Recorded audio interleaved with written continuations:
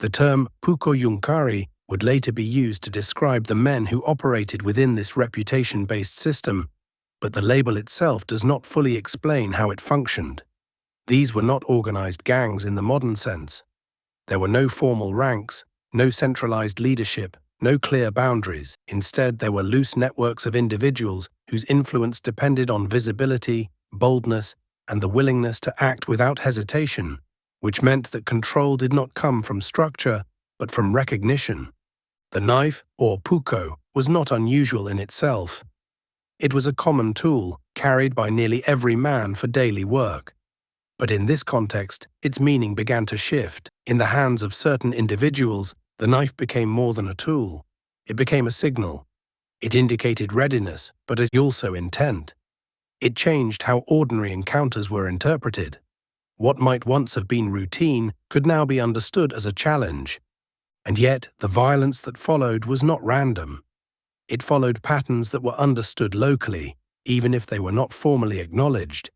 Disputes at dances, encounters on narrow roads, confrontations that began with posture rather than words. Each act reinforced a system in which reputation could be built quickly, but only if it was visible and only if it was repeated, which meant that a single act was never enough to secure position. Among those who rose within this system, two figures became particularly prominent. Antti Isotalo and Antti Rannanjärvi did not begin as legends. They emerged from the same conditions as others, shaped by the same uncertainties. But what distinguished them was not merely their willingness to act, but the consistency with which they appeared, and the way their presence altered the behavior of others before anything had happened. Their names began to circulate not through official records, but through stories, accounts of confrontations, descriptions of gatherings where their arrival changed the atmosphere, reports of outcomes that were not always fully confirmed, but were rarely questioned. In a region where information moved through memory and repetition, this kind of circulation mattered, because once a name began to carry expectation, it no longer depended on proof to have effect. But the stories themselves did not explain everything. They described what had happened, but they did not fully account for why those events were allowed to continue, or why they seemed to expand rather than contract. That question becomes more complicated when considering the structure of authority. Local officials existed, laws were in place, but enforcement required cooperation, and cooperation was not always guaranteed. Fear did not only affect those who might become targets, it also affected those who were expected to intervene, which meant that hesitation was not limited to victims. It extended into the system that was meant to respond. As a result, there were moments when action was delayed, moments when incidents were recorded but not immediately addressed, moments when the balance between order and instability shifted slightly, but not enough to trigger a decisive response, at least not immediately. Over time, those moments accumulated, and what began as individual acts started to form a pattern that extended beyond isolated events. The presence of certain individuals could influence the behavior of entire gatherings before any confrontation occurred. Decisions were made not only based on law, but on anticipation. Who might arrive? Who might be present? What might happen if they were? In this way, the influence of figures like Isotalo and Rannanjärvi extended beyond direct action. It shaped expectation, it altered behavior in advance, which meant that control no longer required constant enforcement. It required recognition. But recognition alone does not sustain itself. It requires reinforcement. And reinforcement requires action, which introduces a problem that the early accounts do not immediately resolve. If the system depended on repetition to survive, then what prevented it from collapsing under its own pressure? The persistence of that system cannot be explained by a single failure of authority or a single act of defiance. It emerged through a combination of conditions that, taken individually, might not have sustained it, but together created a structure that was difficult to interrupt. What appeared unstable on the surface was, in practice, capable of maintaining itself, at least for a time, which suggests that the issue was not simply the presence of violence, but the way it was able to operate without immediate consequence. One of the most important factors was geography. South Ostrobothnia's landscape was open, but its settlements were dispersed. Farms were separated by distance, villages by stretches of land that were not easily crossed quickly. An incident could begin, escalate, and end before any external authority became aware of it. Even when information did travel, it rarely arrived in its original form. It passed through multiple accounts, each shaped by memory, emphasis, and omission, which meant that by the time a report reached an official, it was already a reconstruction. This created a gap between action and consequence, and within that gap, speed became an advantage. Individuals who were willing to act quickly could define the outcome of an encounter before any structured response could be organized. They could initiate, control, and withdraw, all within a window that made intervention unlikely. Over time, this pattern altered how risk was understood. The absence of immediate consequences did not eliminate risk, but it made it negotiable. And once risk becomes negotiable, it begins to depend less on law and more on calculation. At the same time, the social framework that had once regulated behavior was under pressure. Traditional authority, often held by landowners or older members of the community, depended on recognition and continuity. But continuity was not guaranteed. Younger men, especially those without land or stable inheritance, were not anchored in the same way. Their position within the community was already uncertain, which meant that the cost of challenging norms was lower, or at least perceived to be lower. But that reduction in cost did not create stability. It created opportunity, and opportunity did not come with clear limits. In this environment, reputation offered an alternative form of structure. It could be built through visible acts. It could be reinforced through repetition. And it could provide a form of identity that did not depend on ownership or position. For individuals like Isotalo and Rannanjärvi, this structure did not require formal organization. It required presence, but not just presence in the general sense. It required presence at specific moments where outcomes were uncertain and visibility was guaranteed. At dances where crowds gathered and disputes could emerge without warning. On narrow roads where encounters could not be easily avoided. In spaces where hesitation could be interpreted as weakness. But presence alone did not guarantee recognition. It had to be observed, remembered, and retold, which meant that every action carried a second function. It did not only resolve the immediate situation, it contributed to a broader narrative. Recognition came through that narrative. Stories moved between villages, carried by those who had witnessed events directly and those who had heard about them indirectly. Each retelling reinforced certain elements while reducing others. Details shifted, but the central idea remained consistent. These individuals were not to be underestimated, and once that idea took hold, it began to influence behavior before any new action occurred. However, recognition introduced its own pressure. Maintaining a reputation required continued reinforcement. A single act could establish visibility, but it could not sustain it indefinitely. The expectation of future behavior became part of the system, which meant that inaction carried its own risk. Not acting could weaken a reputation just as quickly as acting could strengthen it. This dynamic introduced escalation. Actions had to meet or exceed what had come before. Encounters became more deliberate, not because they were planned in advance, but because they were shaped by expectation. The line between demonstration and confrontation narrowed. What might once have been resolved through avoidance or negotiation increasingly moved toward direct engagement. And once engagement became the default response, the range of possible outcomes began to narrow. At the same time, the response from authorities began to evolve, but not in a way that immediately stabilized the situation. Local officials were aware of the patterns. Reports were collected, names were recorded. Attempts were made to intervene, but these attempts were constrained by the same conditions that had allowed the system to develop: limited personnel, delayed communication, dependence on cooperation from communities that were themselves affected by fear. In some cases, arrests were made. Individuals were questioned, but these actions did not always produce lasting effects. Those involved could return, re-establish their presence, and continue operating within the same environment, which meant that enforcement did not always disrupt the system. Sometimes it simply paused it. This cycle did not remain static. As incidents accumulated, the perception of instability began to extend beyond local communities. What had once been understood as a regional issue started to attract attention at a broader level. The question was no longer limited to individual behavior. It began to include the effectiveness of the structures meant to contain it.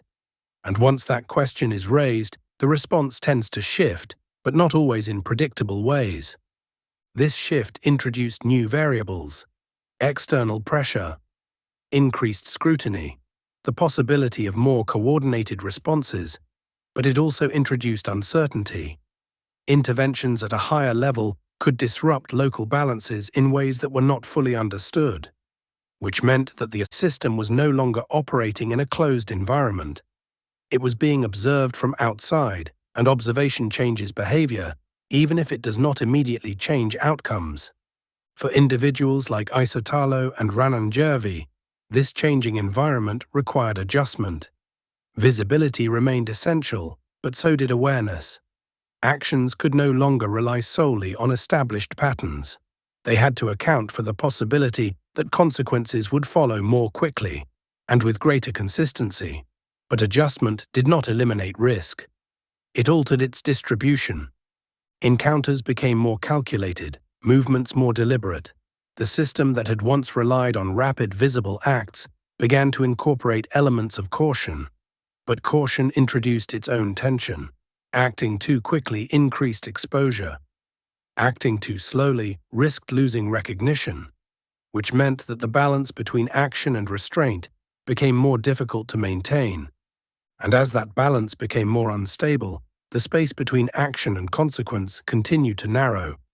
What remained uncertain was not whether the system would change, but how long it could continue adapting before reaching a point where adaptation was no longer sufficient.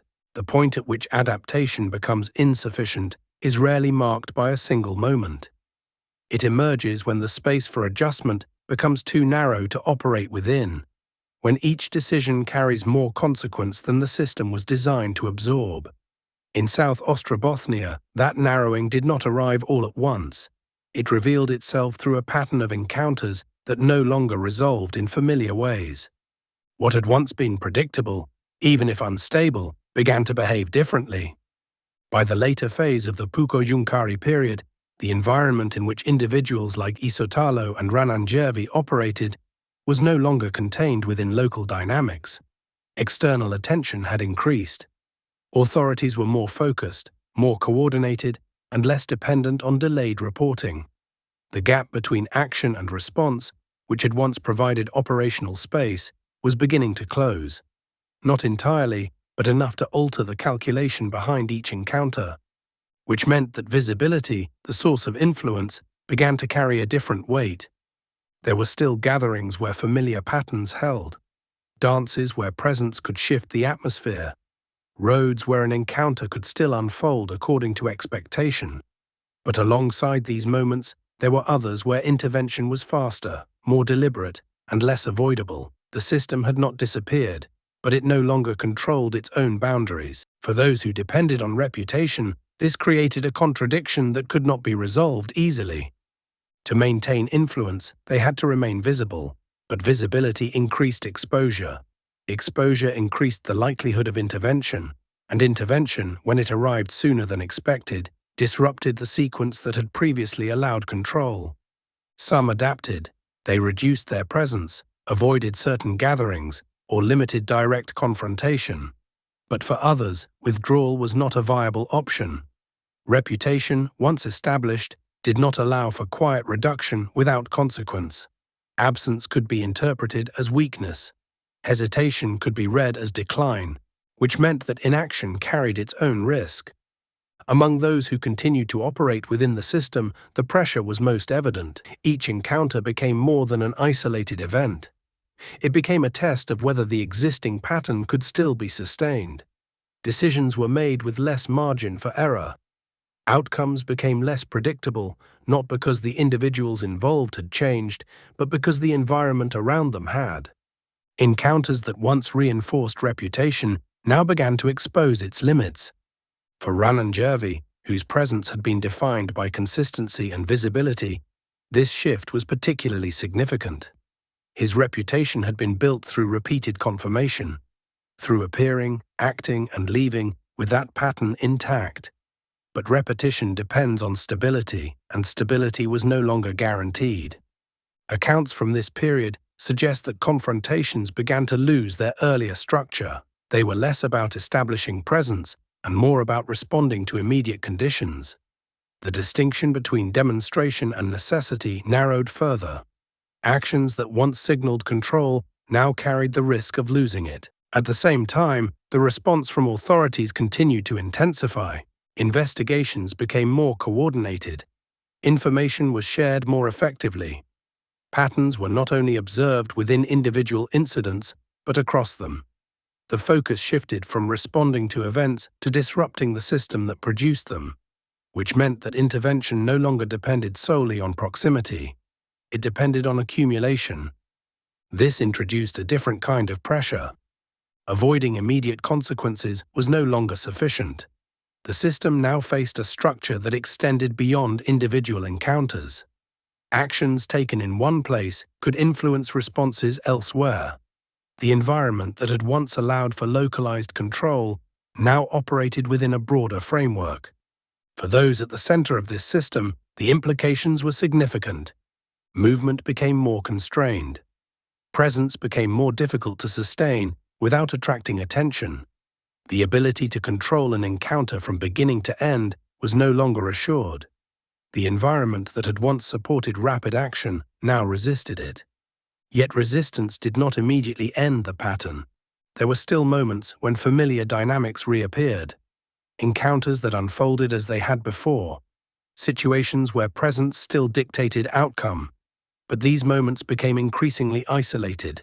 They no longer defined the system. They revealed its instability, which meant that the pattern could continue, but not indefinitely. The culmination of this phase did not occur through a single decisive confrontation.